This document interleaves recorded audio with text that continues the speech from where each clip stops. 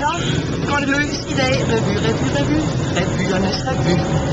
I en sommervarme, der er, kan man godt sige, stejhedende, skal vi op og sidde i det dejlige telt på Dyrehavsbakken og se, hvordan Svagens gang går.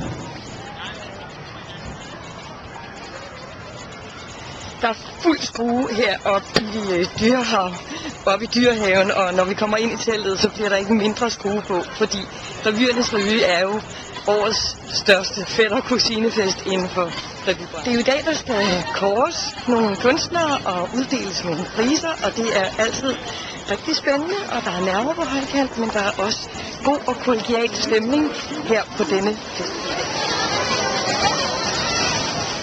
Der vil være nogle skuffelser, der vil være nogle overraskelser, der vil måske også være en lille smule misundelse, men der vil også være mange, der er rigtig, rigtig glade. Så kort sagt, alle de ingredienser, der skal til for at skabe et ægte